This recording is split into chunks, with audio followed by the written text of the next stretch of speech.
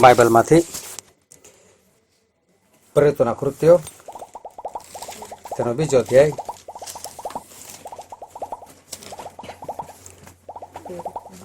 પ્રેરિતોના કૃત્યો તેનો બીજો અધ્યાય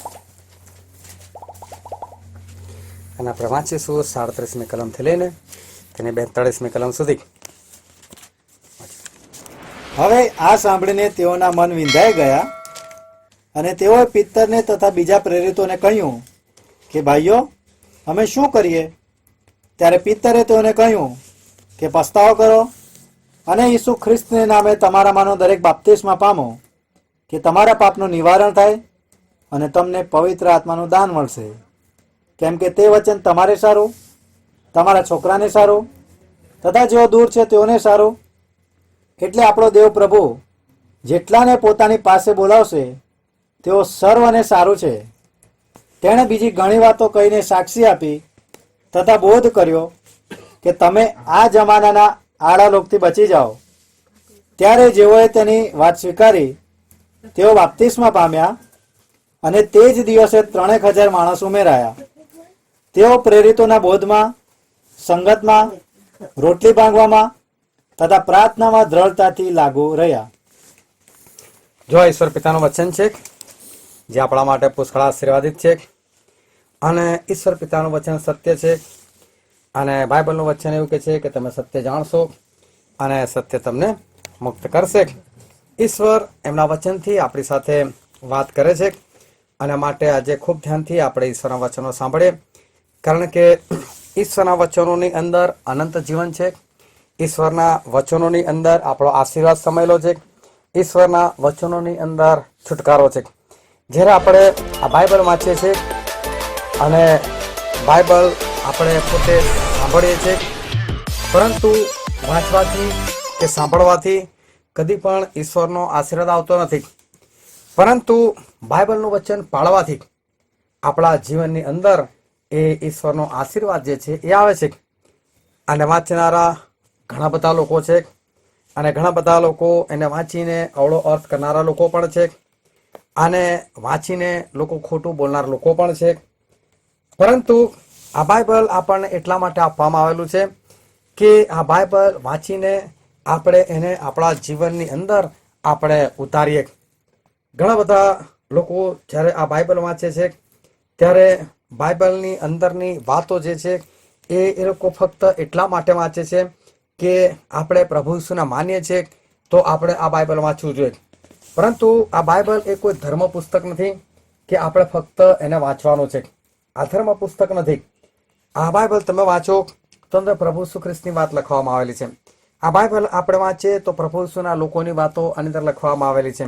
આ બાઇબલ આપણે વાંચીએ તો કેટલા લોકોએ ઈશ્વરની આજ્ઞાઓ પાળી અને એ લોકોને કેવા આશીર્વાદો મળ્યા એ લખવામાં આવ્યું છે. અને આ જ બાઇબલની અંદર શેતાન શું છે, શેતાન કેવો છે અને શેતાન શું કરે છે એ પણ લખવામાં આવેલું છે. એટલે શેતાનની વાતો પણ બાઇબલની અંદર લખવામાં આવેલી છે કે શેતાન કેવો છે, કોના જીવનમાં કામ કરે છે, કેવી રીતે કામ કરે છે, એ બધું જ એ બાઇબલની અંદર લખેલું છે. એટલે બાઇબલની અંદર બધી વાતો છે, પરંતુ એમાંથી આપણને ઈશ્વરે જે આજ્ઞાઓ આપેલી છે એ વાંચીને એને સમજીને એને હૃદયમાં ઉતારીને આપણે એ પ્રમાણે ચાલવાનું છે. એના માટે ઈશ્વરે આ બાઇબલ આપણને આપેલું છે. બાઇબલ વાંચીએ તો એટલાથી કશું થતું નથી. બાઇબલ સાંભળીએ કે સમજીએ એનાથી પણ કશું થતું નથી. પરંતુ ખરેખર આપણે બાઇબલ જે છે એ આપણા હૃદયની અંદર આપણે ઉતારવાનું છે. આપણે એને જે લખેલું છે એ લખેલા પ્રમાણે આપણે ચાલવાનું છે. પિત્તરે એકવાર એ બોધ કર્યો અને એ બોધ એનો જીવનનો પવિત્ર આત્મા મળ્યા પછીનો સૌથી પહેલો બોધ હતો. અને પિત્તરે ઉપદેશ કર્યો. એની અગાઉ પ્રભુ ઈસુ ખ્રિસ્ત જે છે એ મૃત્યુ પામેલા હતા અને ત્રીજા દિવસે સજીવન થયેલા હતા અને ત્યારબાદ 50મો દિવસ આવેલો હતો. એ 50માના દિવસે પિત્તરે ઉપદેશ કરેલો હતો. એ 50માના દિવસે પવિત્ર આત્માને આકાશમાંથી આ પૃથ્વી પર આપણા સર્વને માટે હંમેશાના માટે ઉતારવામાં આવ્યા હતા. અને જે લોકોએ પ્રભુ ઈસુ ખ્રિસ્તને મારી નંખાવેલા હતા એ બધા લોકો ઈશ્વરને જ માનનાર લોકો હતા. એ લોકો ઈશ્વરને જ ઓળખનાર વ્યક્તિ હતા. એ લોકોની પાસે બાઇબલ જ હતું અને છતાં એ લોકોએ પ્રભુ ઈસુ ખ્રિસ્તને એ મારી નંખાવેલા હતા. એકવાર હું એક જગ્યા પર પ્રાર્થના માટે ગયેલો અને ત્યાં એક બેન હતા. એ બેનની અંદર દુષ્ટાત્માઓ હતા અને જ્યારે હું એમના માટે પ્રાર્થના કરતો હતો અને હું ચુસ્તથી એ દુષ્ટાત્માને આજ્ઞા કરતો હતો કે ચાલ પ્રભુ ઈસુ ખ્રિસ્તના નામમાં નીકળી જાય. અને અડોસ પડોશમાં જે અન્ય જાતિના લોકો હતા એ લોકો બધા ઉશ્કેરાયા અને એ લોકો લગભગ 40, 50, 60 જેવા લોકો એ લોકો બધા મને મારવાના માટે આવ્યા. અને લોકો બધા મારવાના માટે આવ્યા.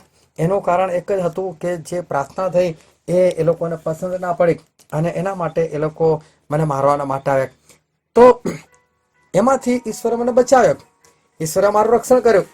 પરંતુ જ્યારે આપણે સારું કામ કરીએ છીએ તો પછી શું કામ આપણને લોકો મારે?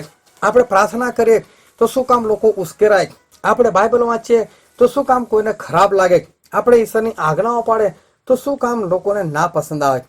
પરંતુ એવું થાય છે, પ્રભુ ઈસુ ખ્રિસ્ત આ પૃથ્વી પર આવ્યા અને એક આત્મિક જીવન જીવતા હતા તો લોકોને નહોતું ગમ્યું અને તે લોકો પ્રભુ ઈસુ ખ્રિસ્તની વિરુદ્ધમાં આવ્યા. અને એ બધા લોકો જીવતા દેવને જ માનનાર લોકો હતા, ઈશ્વરને જ માનનાર લોકો હતા. એ લોકોની પાસે બાઇબલ જ હતું અને છતાં એ લોકોએ પ્રભુ ઈસુ ખ્રિસ્તને એ મારી નંખાવેલા હતા. અને એનું કારણ બાઇબલની અંદર લખેલું છે. આપણે કલમ વાંચીએ, યોહાનની લખેલી સુવાર્તા તેનો 16મો અધ્યાય, આ તેની પહેલી અને બીજી કલમ. કોઈ તમને ઠોકર ખવડાવે નહીં, માટે મેં તમને એ વચનો કહ્યા છે. તેઓ તમને સભા સ્થાનોમાંથી કાઢી મૂકશે. હા, એવો સમય આવે છે કે જે કોઈ તમને મારી નાખે તે દેવની સેવા કરે છે એમ તેને લાગશે. હા, કોઈ તમને મારી નાખે અને એને શું લાગશે કે અમે તો સારું કામ કર્યું, અમે તો ઈશ્વરનું કામ કર્યું કે છે એવું લાગશે. હવે કોઈ પણ જે છે એ આપણને ખાલી ખાલી ના મારી નાખે, પરંતુ આપણે જે માનીએ છીએ, આપણે જે સમજીએ છીએ એની સમજમાં ફરક હોય તો જ. પ્રભુ ઈસુ ખ્રિસ્ત સારું સારું શીખવાડતા હતા, પરંતુ આ લોકોને શું લાગ્યું કે આ અમને ઈશ્વરની વિરુદ્ધમાં ઉશ્કેરે છે, આ અમને મૂસાની વિરુદ્ધમાં શીખવાડે છે. અને એટલે લોકોને પ્રભુ ઈસુ ખ્રિસ્તની વાત ગમી નહીં. એ લોકોએ પ્રભુ ઈસુ ખ્રિસ્તને મારી નંખાવ્યા પછી પણ એ લોકો બધા આનંદ કરતા હતા, એ લોકો બધા ઉત્સવ કરતા હતા. અને 50માનો દિવસ જ્યારે પ્રભુ ઈસુ ખ્રિસ્તના મૃત્યુમાંથી સજીવન થયાનો 50મો દિવસ હતો, એ દિવસે એ લોકોનો એક તહેવાર હતો, એ લોકોનું એક પર્વ હતું.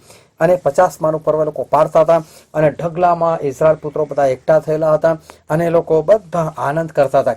એ લોકોને એવું કશું હૃદયમાં લાગતું નહોતું કે અમે કશું ખોટું કર્યું છે, અમે ઈસુને મરાઈ નાખીને અમે કોઈ ખોટી વાત કરી છે એવું એ લોકોને લાગતું નહોતું. પરંતુ એક દિવસે ઈશ્વરે પવિત્ર આત્માને આ પૃથ્વી પર હંમેશાના માટે ઉતાર્યા અને પિત્તર એ પવિત્ર આત્માથી ભરપૂર થયા. અને પવિત્ર આત્માથી ભરપૂર થઈને એમણે એક ઉપદેશ કર્યો અને ઉપદેશ એવો હતો કે તમે લોકોએ પ્રભુ ઈસુ ખ્રિસ્તને મારી નંખાવ્યા, એ તો આપણા ખ્રિસ્ત હતા, એ તો આપણા જીવતા દેવ હતા, એ તો મહાન અને પરાક્રમી ઈશ્વર છે જે આપણને જીવન આપે છે. અને એ જ ઈસુ ફરીને એકવાર આપણી મધ્ય આવશે આપણને લેવાના માટે. હવે જ્યારે આ બધી વાતો લોકોએ સાંભળી તો બધા લોકો ગભરાઈ ગયા, એ લોકોનું હૃદય ભીન થઈ ગયું. હવે ક્યારે માણસ ગભરાય અને ક્યારે લોકોનું હૃદય ભીન થઈ જાય? અત્યારે તમે જુઓ કે આ પૃથ્વીની ઉપર કોરોના નામની બીમારી, અને કોરોના નામની બીમારી હાહાકાર મચાવી દીધો. ફક્ત આપણા ભારતની અંદર નહીં, ગુજરાતની અંદર નહીં, પરંતુ આખી દુનિયાની અંદર કેટલા બધા લોકો જે છે એ લોકો મૃત્યુ પામ્યા. અને લોકો આજે પણ આ કોરોના નામની બીમારીથી એ ગભરાય છે. એનું કારણ શું છે? શું કામ લોકોને આ બાબતની બીક લાગે છે? કારણ કે બધાએ સાંભળ્યું, કોરોના વિશે સાંભળ્યું લોકોએ, અને સાંભળીને એ લોકોને એને કોરોનાની ઉપર વિશ્વાસ આવ્યો. અને વિશ્વાસ આવ્યો માટે લોકો બીવે છે કે આ તો એક ભયંકર એ બીમારી છે. પરંતુ એવું કહે છે કે ચીનવાળાઓએ આ બીમારી ફેલાવી. જો ચીનવાળાએ આ બીમારી ફેલાવી છે તો આખી દુનિયા ચીનનો વિરોધ કેમ નથી કરતો? આખી દુનિયા ચીનવાળા પર હુમલો કેમ નથી કરતા? કેમ એ લોકો એનો બહિષ્કાર નથી કરતા? કેમ એનો વિરોધ નથી કરતા? કેમ આ બધું ચલાવી રાખે છે? એનું કારણ શું? અમેરિકામાં આટલા બધા મરી ગયા, આપણા ભારતમાં આટલા બધા મરી ગયા, તોય ચીનની વિરુદ્ધ કેમ લોકો કશું નથી કરતા? આની પાછળ કંઈક ને કંઈક ષડયંત્ર જે છે એ ચાલી રહ્યું છે. કોરોનાની આડની અંદર કંઈક ખોટું ચાલી રહેલું છે. પરંતુ લોકો કોરોનાથી બીવે છે કેમ? કારણ કે જ્યારે કોરોના વિશે સાંભળે અને એની પર વિશ્વાસ આવે એટલે લોકો ગભરાઈ જાય. આવું થશે, આવું થાય છે, આવું થાય, માણસો ગભરાઈ જાય. તો જ્યારે પિત્તરે ઉપદેશ કર્યો અને ઉપદેશ કર્યો તો લોકોને બીક લાગી કે અમે ઈસુને મારી નાખ્યા, અમે ખ્રિસ્તને મારી નાખ્યા. પણ કઈ બધાને બીક નથી લાગી. જેટલાને એ વાત પર વિશ્વાસ આવ્યો એટલાને બીક લાગી. આજે કેટલાય લોકો છે કે જે કોરોનાથી બિલકુલ બીતા નથી, એ લોકો બિંદાસથી ફરે છે. કેમ? કારણ કે એ લોકોને એ વાત પર વિશ્વાસ નથી, તો એ લોકોને કોઈ પ્રશ્ન પણ નથી. હું કેટલા ગામડામાં જોઉં છું, ત્યાં બધા બિંદાસથી ફરતા હોય છે, કોઈને કઈ તકલીફ નથી અને ત્યાં કોઈને કશું થતું પણ નથી. કેમ? એ લોકોને વિશ્વાસ નથી આ બાબત પર. તો જ્યારે માણસને વિશ્વાસ આવે ને કોઈ વાત પર ભરોસો મૂકે ને ત્યારે એ વાત ભયંકર હોય તો એ લોકોને બીક લાગે. હવે લોકોએ જ્યારે પ્રભુ ઈસુની વાત સાંભળી કે પ્રભુ ઈસુને અમે મારી નાખ્યા, એ તો જીવતા દેવ હતા, એ તો ખ્રિસ્ત હતા, એ તો અમને બચાવવા માટે આવેલા અને ફરી વખત પણ આવવાના છે, અમને લેવાના માટે આવવાના છે. હવે બધાને જેટલા લોકોને વિશ્વાસ આવે ને એ લોકોને બીક લાગી. અને બીક લાગીને એટલે દોડતા દોડતા પિત્તર પાસે આવે. પિત્તર, અમે શું કરીએ, અમે શું કરીએ? આ ધ્યાનથી બધું સમજજો. હવે એ લોકો પિત્તરને પૂછ્યું કે પિત્તર, અમે શું કરે? કે તું તો અમને કહે છે ને, અમને તો વિશ્વાસ આવે છે, હવે અમારું શું થશે? અમે જો ભૂંડું કર્યું છે એનું અમને શું ફળ મળશે? અમારે બચવું છે. પિત્તર કે બચવું હોય તો એક કામ કરો, તમે બધા પસ્તાવ કરો અને તમે બાપ્તિસ્મા લો. અને બાપ્તિસ્મા લેશો, તમારે બધા પાપ ઈશ્વર ભૂસી નાખશે અને તમને પવિત્ર આત્મા આપશે કે છે. અને પછી તમારે પવિત્ર આત્માની અંદર તમારે ચાલવાનું છે. અહીંયાથી એક આત્મિક જીવનની શરૂઆત થઈ. જેટલા લોકોએ વિશ્વાસ કર્યો, જેટલા લોકોએ પિત્તરની વાત પર વિશ્વાસ કર્યો, એ લોકોએ બાપ્તિસ્મા લીધું. એ લોકો 3000 લોકો હતા. એ 3000 લોકોએ પિત્તરની વાત માની. પણ ત્યાં હાજર 3000 નહોતા. હાજરમાં તો કદાચ હોઈ શકે 40,000 હોય, 50,000 હોય, કદાચ લાખ બી હોય, આપણને નથી ખબર. પરંતુ એમાંથી જેટલાએ વાત માની એટલા 3000 લોકો હતા. અને એ જે લોકોએ વાત માની એ લોકોએ બાપ્તિસ્મા લીધું. બાકીના લોકોએ બાપ્તિસ્મા નથી લીધો. તો બધા પર્વ મનાતા હતા અને એવા જેવા આવેલા એવા બધા પોતપોતાના ઘરે પાછા જતા પણ રહ્યા. પરંતુ અહીંયા 3000 લોકો જે હતા એ લોકોના જીવનની અંદર આત્મિક જીવનની કે નવા જીવનની કે નવા જન્મની શરૂઆત થઈ. એટલે ઘણા બધા લોકો એવું સમજે છે કે બાપ્તિસ્મા જે છે ને એટલે હવે વાત પતી ગઈ, આપણે બાપ્તિસ્મા લીધો, આપણે સ્વર્ગમાં. બાપ્તિસ્માથી સ્વર્ગમાં જવાના રસ્તાની શરૂઆત કરે છે આપણે. હવે જેટલા લોકો આજે બાપ્તિસ્મા લીધેલું છે એટલા લોકોએ શું કરે છે? શરૂઆત કરી. આજથી શરૂઆત થઈ, એક આત્મિક જીવનની શરૂઆત થઈ. હવે આ જીવન જે છે પૂરું નથી થઈ ગયું.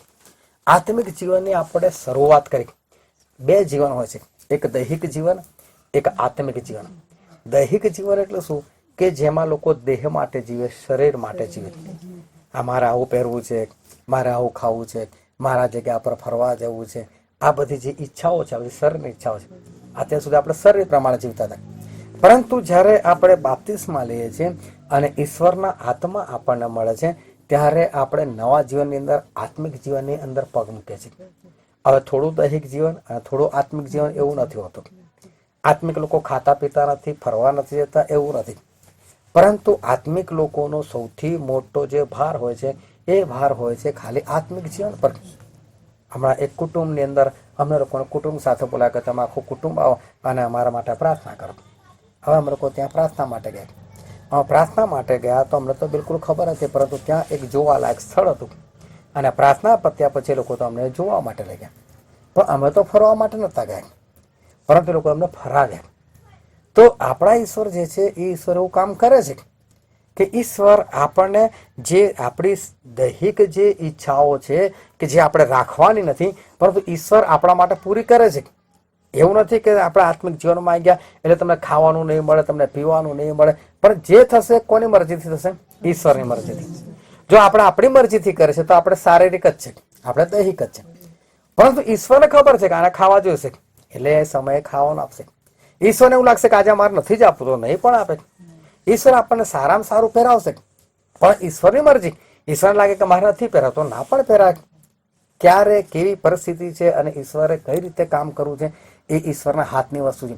પણ જો આપણે શરીર પાછળ દોડીશું તો આપણો નાશ થશે, તો આપણે આત્મા પાછળ જઈશું તો આપણને અનંત જીવન મળશે. એટલે આજથી જે છે બાપ્તિસ્મા લીધા પછી એક નવી શરૂઆત થઈ છે. આ પૂરું નથી થયું, હવે આપણે શરૂઆત થઈ છે. જેમ બાળક નાનો હોય અને આપણે એને પહેલા ધોરણમાં મૂકીએ, હવે શરૂઆત થઈ. હજુ સુધી આપણી શરૂઆત નથી થઈ. હજુ સુધી તો આપણે ખાલી પ્રભુનું નામ ખાલી લેતા હતા, પરંતુ હવે આપણી ખરી શરૂઆત થઈ. હવે જે આપણી શરૂઆત થઈ છે તો એ શરૂઆતને શું છે? વધારવાની છે. કારણ કે બાળક પહેલા ધોરણમાં હોય, પરીક્ષા આપે, પાસ થાય, પછી કયા ધોરણમાં આવે? બીજામાં આવે. પછી પાસ થાય એટલે ત્રીજામાં આવે, એમ કરતાં કરતાં 10મામાં આવે ને ત્યારે એની પરીક્ષા ભારે થઈ જાય. ત્યાર પછી સ્કૂલમાં પરીક્ષા ના થાય. હા, પછી બોર્ડવાળા પરીક્ષા લે અને છોકરાઓ બીતા હોય, મા બાપ બીતા હોય, હવે તારું બોર્ડ છે, હવે તારું બોર્ડ છે, એમ આગળ વધવાનું હોય. ફરી પાછું 11મું આવે, પછી 12મું આવે, ફરી પાછું બોર્ડ આવે, પછી કોલેજ આવે. એટલે દિવસે દિવસે શું થાય, છોકરું વધતું જાય, આગળ વધતું. એમ આપણે જે લોકો આત્મિક જીવનમાં આપણે પગલું મૂક્યું છે, હવે આપણે બી શું કરવાનું છે, વધવાનું છે. હા, આજે 20 વર્ષનું છોકરું થઈ જાય, 22 વર્ષનું છોકરું થાય, રમકડાથી રમે તો આપણને ગમે, મા બાપ ખુશ થાય. નાના રમકડાને દોડાવે તો હા, મા બાપને આનંદ ના થાય. અને લોકો જુઓ તો તારા છોકરામાં કઈ અક્કલ છે કે નહીં. એવી રીતે આપણે જો આત્મામાં ના વધીએ, 10 વર્ષ થાય, 20 વર્ષ થાય, પણ આપણે બાપ્તિસ્મા લીધેલું ત્યાંના ત્યાં જ હોય તો ઈશ્વરને કેવું લાગે, મારું બાળક વધતું નથી, એ તો ખાય છે, પીવે છે, તો વધતું કેમ નથી. તો આજથી આપણી શું થઈ છે, શરૂઆત થઈ છે. અને શરૂઆત થઈ છે તો ધીરે ધીરે આપણે શું કરવાનું છે, વધવાનું છે. જેમ બાળક નાનું હોય છે, તો બાળક જ્યારે નાનું હોય છે ત્યારે એ બાળકને દૂધ પીવડાવવામાં આવે છે, કે એ દૂધ પીતું જાય અને બાળક જે છે એ વધતું જાય. તો પિત્તરના પત્રમાં પણ એવું લખેલું છે,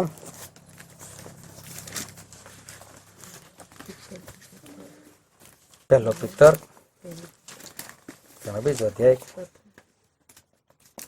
અને વાંચો તેની 3જી કલમ. જેથી જો તમને એવો અનુભવ થયો હોય કે પ્રભુ દયાળુ છે, તો તે વડે તમે તારણ મેળવતા સુધી વધો. બાઇબલ એવું કહે છે કે તમે તારણ મેળવતા સુધી તમે વધો. કે છે આપણે શું કરવાનું છે, આપણે વધવાનું છે. આજે આગળ વાંચે, જે જીવંત પથ્થર છે, જેને માણસોએ નકાર્યો હતો ખરો, પણ જે દેવથી પસંદ કરાયેલો તથા મૂલ્યવાન છે, તેની પાસે આવીને તમે પણ જીવંત પથ્થરોના જેવા આત્મિક ઘરમાં ચણાયા છો. અને જે આત્મિક યજ્ઞો ઈસુ ખ્રિસ્ત દ્વારા દેવને પ્રસન્ન છે, એ યજ્ઞો કરવાને માટે તમે પવિત્ર યાજક વર્ગ થયા છો. હવે ઈશ્વરે આપણને પસંદ કર્યા છે અને હવે ઈશ્વરે એમનું કામ કરવાને માટે આપણને તૈયાર કર્યા છે. હવે આપણે આત્મિક લોકો છે. હવે આપણે શું કરવાનું છે, તારણ મેળવતા સુધી વધવાનું છે. તારણ થયું નથી, તારણ મેળવતા સુધી આપણે વધવાનું છે. હવે આપણે દિવસે દિવસે આપણે રોજે રોજ ઈશ્વરની અંદર, ઈશ્વરના વચનની અંદર, ઈશ્વરની પ્રાર્થનાઓની અંદર, ઉપવાસની અંદર, સંગતની અંદર, રોટલી ભાગવાની અંદર આપણે શું કરવાનું છે, આપણે વધવાનું છે. રોજે રોજ આપણે આગળ ને આગળ એ વધવાનું છે. જો આપણે ના વધીએ તો આપણા ઈશ્વરને ખરાબ લાગે કે મારું બાળક જે છે એ તો વધતું જ નથી. પરંતુ આપણે શું કરવાનું છે, આપણે રોજે રોજ જે છે એ આપણે આગળ અને આગળ આપણે વધતું જવાનું છે. તો ઈશ્વર આપણને વધવા માટે શીખવાડે છે અને આજથી આપણી શરૂઆત થઈ છે. તો આજથી આપણે એક વધવાની અંદર આપણે આગળ ચાલવાનું છે. જો આપણે એક જગ્યા પર સ્થિર રહીએ તો આપણો વિકાસ જે છે એ વિકાસ અટકી જશે. પરંતુ આપણે રોજ રોજ જે છે એ આગળ વધવાનું છે. અને પછી લખેલું છે, આપણે વાંચીએ યોહાનની લખેલી સુવાર્તા તેનો 6ઠ્ઠો અધ્યાય અને તેની 35મી કલમ.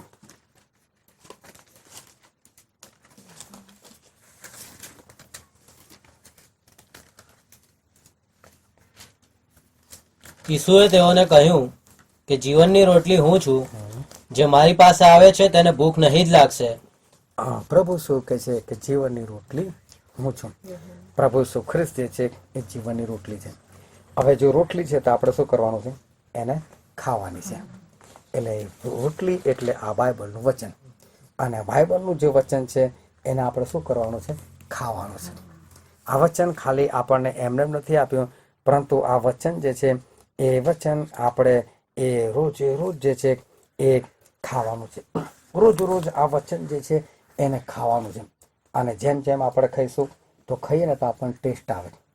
આપણે નહીં ખાતી વખતે આપણે કોઈ અજાણી જગ્યા પર જઈએ, કાં તો કોઈ આપણા સગાઓમાં જઈએ, તો આપણે જ્યારે ખાતા ને ત્યારે લોકો પૂછે કેવું લાગ્યું ભાઈ, પછી આપણે શું કહીએ, ભાઈ સારું લાગ્યું. એટલે ખાઈએ ને તો આપણને ટેસ્ટ આવે. પણ તમને ખાવાનું આપે ને એની અંદર સ્વાદ જ ના હોય તો તમે ઈંડું આવે ને, ઈંડાની બહારનો ભાગ જે સફેદી કહેવાય, એને તમે કદી ખાઈ જુઓ, એનો સ્વાદ નથી. હા, એમાં કશા અંદર પીળાશ આવે ને એનો તમને સ્વાદ લાગે, પણ બહારનું હોય છે ને એમાં સ્વાદ નથી હોતો. સ્વાદ વગરની વસ્તુ આપણને ખાવાની ના ગમે, પણ જ્યારે આપણે ખાતા હોય સ્વાદ આવે ત્યારે આપણને વધારે ખાવાનું મન થાય. એમ તમે બાઇબલ જ્યારે વાંચશો અને બાઇબલ વાંચીને તમે એને ખાશો તો ખાશો ને તેનો ટેસ્ટ આવશે. અને ટેસ્ટ આવશે ને તો તમને વાંચવાનું મન થશે, હજુ વાંચો હજુ વાંચો એવું થશે. પરંતુ જ્યારે આપણે ખાઈએ નહીં, ફક્ત વાંચીએ તો પછી આપણે હું તો 5 જ મિનિટ થઈ વાંચતા, હું તો ક્યારનું વાંચ્યું, ટાઈમ જ નહીં જતો, ટાઈમ જ નથી જતો. પણ જ્યારે તમે ટેસ્ટથી એને ખાઓ, 3 કલાક થઈ ગયા મને તો ખબર જ ના પડી. ફરક છે કે તમે ઉપર તમારી ઉપર જબરદસ્તી હોય ને તમે જ્યારે એને વાંચતા હો ત્યારે તમને એવું લાગે કે આ તો ટાઈમ જ જતો નથી, કેટલું વાંચવાનું છે કેટલું વાંચવાનું, તો 5 જ મિનિટ થઈ. પણ જ્યારે તમે એને ખાવા લાગો, ટેસ્ટ આવે, ત્યારે તમારો સમય કઈ જતો રહે તમને ખબર ના પડે અને તમે આની પર વધતા જાઓ. તો રોટલીને શું કરવાની છે? ખાવાની છે. અને પછી પિત્તરના પત્રમાં વાંચીએ, પહેલો પિત્તર, તેનો બીજો અધ્યાય અને તેની પહેલી કલમ.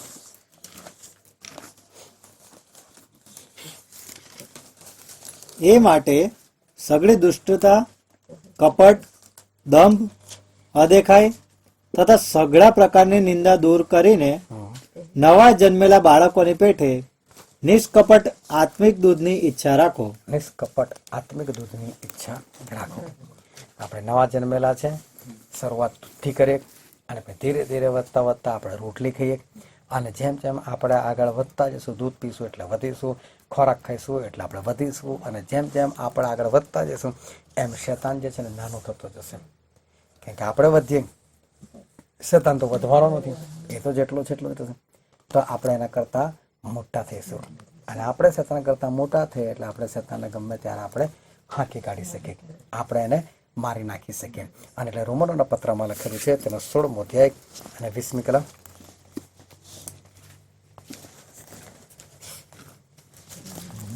રોમન 16 અને 20.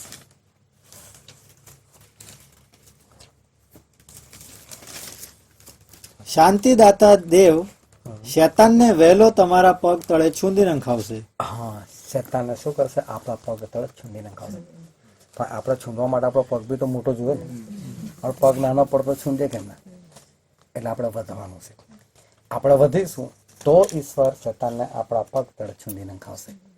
અને માટે આજથી આપણી એક શરૂઆત થઈ છે. આ શરૂઆતમાં આપણે અટકવાનું નથી, પરંતુ હવે રોજે રોજ શરૂઆત આત્મિક દૂધથી, પછી આત્મિક રોટલીથી, એમ કરતાં કરતાં આપણે આગળ વધવાનું.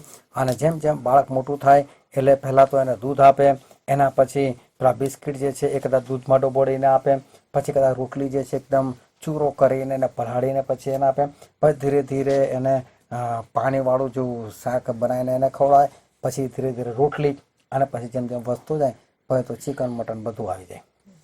એવી રીતે આપણે આત્માની અંદર પણ આપણે વધવાનું છે.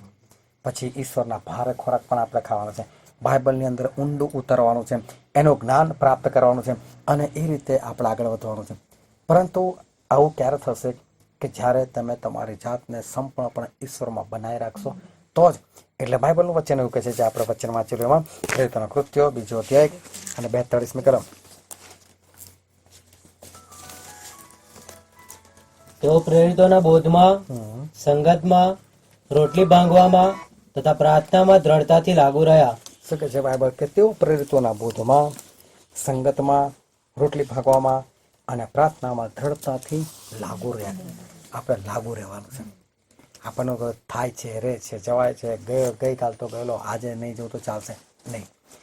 એમાં દ્રઢતાથી લાગુ રહેવાનું. અને તમે જેટલું બાઇબલને દ્રઢતાથી લાગુ રહેશો, ઈશ્વર એટલું તમારા જીવનની અંદર કાર્ય કરશે. અને મેં એક બાબત બહુ જગ્યાએ જોઈ છે કે હંમેશા સ્ત્રીઓ જે છે એને મેં પુરુષો કરતાં આગળ જ જોઈએ છે. હકીકતમાં પુરુષ આગળ હોવો જોઈએ, પુરુષ વધારે મજબૂત હોવા જોઈએ, પરંતુ એની જગ્યા પર સ્ત્રીઓ જે છે એ વધારે ઈશ્વરને ગ્રહણ કરે છે. તમે જો કે પ્રભુ ઈસુ ખ્રિસ્તને જ્યારે મારવામાં આવતા હતા ત્યારે બધા શિષ્યો ભાગી ગયેલા, પરંતુ અમુક સ્ત્રીઓ છે ને પ્રભુ ઈસુ ખ્રિસ્તની પાછળ ને પાછળ જ રહેલી હતી. એ લોકોને બીક નથી લાગી, જે થવાનું થાય.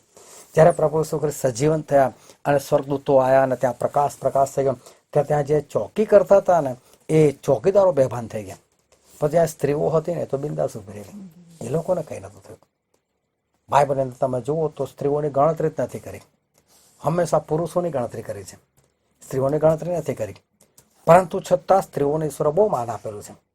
અને માટે સ્ત્રી હોય કે પુરુષ હોય, પરંતુ શેતાન જે છે એ દરેકના પગ તળે ઈશ્વર મૂકવા માગે છે. આપણે એવું ના સમજીએ કે આપણે કમજોર છે.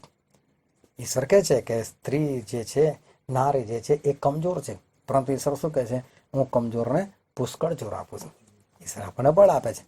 તો આપણે એક કામ કરવાનું છે કે સ્વર્ગમાં શું તમારે એકલાય જવાનું છે કે તમારે તમારા પતિના બાળકો સાથે જવાનું છે? બરાબર, બધાને સાથે લઈને જવાનું છે.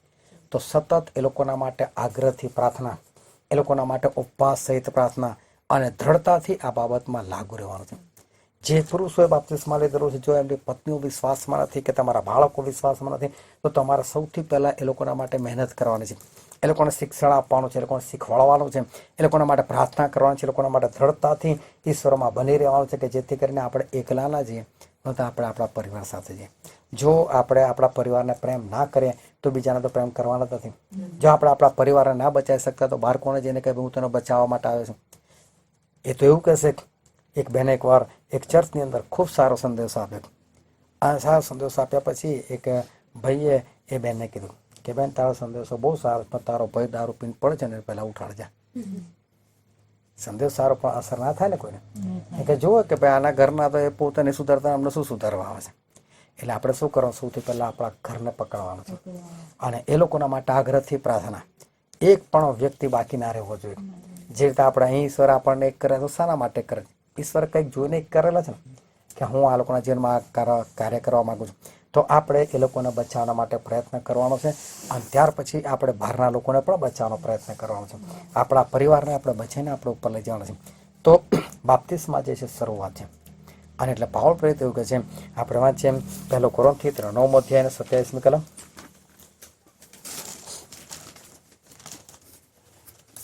પણ હું મારા દેહનું દમન કરું છું તથા તેને વશ રાખું છું.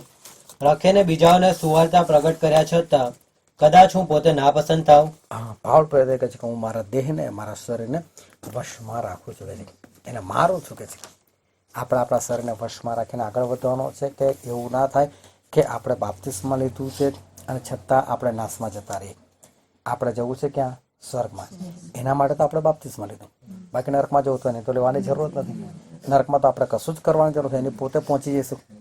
પરંતુ આપણે તો સ્વર્ગ માટે કરવાનું છે અને આપણે જે કંઈ કર્યું છે સ્વર્ગ માટે કર્યું છે. તો હવે જે રસ્તો આપણે પકડ્યો છે ને એને દ્રઢતાથી, મજબૂતાથી પકડી રાખવાનું છે. અને સૌથી મોટી વાત આપણને બાઇબલની અંદરથી જે મળે છે એ જ છે કે ઈશ્વરના પવિત્ર આત્મા એ આપણી અંદર આવે છે અને આપણને દોરે છે. એ ઈશ્વરનો કેટલો મોટો પ્રેમ છે કે એવું નથી કે ઈશ્વર આપણને એકલા મૂકી દીધા, એમના હાથમાં આપે છે અને એના હાથમાં આવે છે એટલે આપણને શક્તિ મળે છે. એ આત્મિક શક્તિ મળે છે, એ શારીરિક શક્તિ પણ મળે છે. ઈશ્વર અદ્ભુત ઈશ્વર છે અને એમના આત્મા થકી આપણને જીવન આપે છે. અને માટે બધા જે આપણે વચન વાંચ્યું એમાં લખેલું છે કે પ્રેરિતોના બોધમાં, સંગતમાં, રોટલી ભાંગવામાં અને પ્રાર્થનામાં દ્રઢતાથી લાગુ રહે. આજથી શરૂઆત થઈ છે, એને આપણે બંધ નથી કરવાની, પરંતુ રોજ રોજ આપણે આગળ વધવાનું છે. અને એટલું આગળ વધવાનું છે કે બાઇબલની અંદર ઘણી બધી સ્ત્રીઓ જે છે એ લોકોએ મોટા મોટા કામ કર્યા છે. એક રાહાબ નામની સ્ત્રી હતી, ત્યાં 2 જાસૂસો જાય છે અને જો ત્યાંના રાજાને ખબર પડી જાય કે આને સંતાડે છે તો એને મારી નાખવામાં આવે. અને છતાં એ લોકોને સંતાડ્યા, એ લોકોને બચાવ્યા. એ લોકોને તો ઈશ્વરે પણ એનો જીવ જે છે એ બચાવ્યો. એક રાજા હતો અને એ રાજા જે હતો દુષ્ટ હતો અને ઇઝરાયલ પુત્રોને હેરાન કરતો હતો અને એને એક સ્ત્રીએ એના માથામાં ખિલ્લો મારીને એને મારી નાખ્યો. આ બધા શેતાનના રૂપક છે. સ્ત્રીઓ દ્વારા પણ ઈશ્વર શેતાનને મારી નાખી શકે છે. અને માટે આપણે દ્રઢ થવાનું છે, મજબૂત થવાનું છે અને પ્રાર્થનામાં બની રહેવાનું છે. જો આપણે બની રહીશું તો ઈશ્વર આપણને ચોક્કસ આગળ વધારશે. આજે પૂરું નથી થયું, આજથી શરૂઆત થઈ છે, બરાબર. અને શરૂઆત જે થઈ છે એને આપણે આગળ વધારવાની છે. ચારે બાજુના લોકોને લાગવું જોઈએ કે આ લોકો તો સળગતા લોકો છે, આ તો ઈશ્વરના લોકો છે, બરાબર. તો આપણે દ્રઢતાથી પ્રાર્થનામાં બની રહેવાનું છે. તમારે ત્યાં કોઈ સેવક આવે કે ના આવે, કોઈ પાળક આવે કે ના આવે, પરંતુ એ લોકો જ્યારે આવે ત્યારે, પરંતુ તમે જેટલા બી નજીકમાં રહો છો લોકો બધા રોજે ભેગા થાવ, રોજે પ્રાર્થના કરો, બીજાના માટે પ્રાર્થના કરો, અમારા માટે પ્રાર્થના કરો. પરંતુ સંગત જે છે ને ચાલુ રાખો કે જેથી કરીને શત્રુ શેતાન જ્યારે આપણે ખાલી પડીશું ને ત્યારે શત્રુ શેતાન આવે છે. આપણે નવરા બેઠા ને ત્યારે જ ખોટા વિચાર આવે છે. હા, એ નવરું પડવાનું નહીં, ઈશ્વરની અંદર બની રહેવાનું. આવો આપણે દરેક જણ આપણે આંખોને બંધ કરીએ, આપણા મસ્તકો એ પ્રભુ ઈસુ ખ્રિસ્તની હજુરમાં આપણે નમાય. કારણ કે આપણા ઈશ્વર એ અદ્ભુત છે, એ દયાળુ અને કૃપાળુ છે. આપણે દરેક જણ આપણે આંખોને બંધ કરીએ અને કોઈ પણ પોતાના મુખમાંથી સહેજ પણ અવાજ ના કરશો, ફક્ત સાંભળજો. આ સમય છે કે જ્યારે આપણે ઈશ્વરને જીવન સોંપેલું છે, ત્યારે આપણે એક નિર્ણય કરીએ કે હા પ્રભુ, હું દ્રઢતાથી પ્રાર્થનામાં, પ્રેરિતોના બોધમાં, સંગતમાં અને રોટલી ભાંગવામાં હું દ્રઢતાથી વળગી રહીશ. આજે દરેક જણ આપણે ઈશ્વરને આપણું જીવન સોંપીએ અને ઈશ્વરને કહીએ કે ઈશ્વર, આજથી હું પ્રેરિતોના બોધમાં, સંગતમાં, રોટલી ભાંગવામાં અને પ્રાર્થનામાં દ્રઢતાથી લાગુ રહીશ. અને શેતાનને પણ કહી દઉં કે શેતાન, હું તારો નથી, હું તારી નથી, હું ફક્ત મારા પ્રભુ ઈસુનો છું, હું ફક્ત મારા પ્રભુ ઈસુનો છું. અને જો ઈશ્વર તમારી અંદર કેટલું અદ્ભુત કાર્ય કરશે. આ વચન સમજવા માટે, ગ્રહણ કરવા માટે, એ પ્રમાણે ચાલવા માટે પ્રભુ ઈસુ ખ્રિસ્તની કૃપા આપણા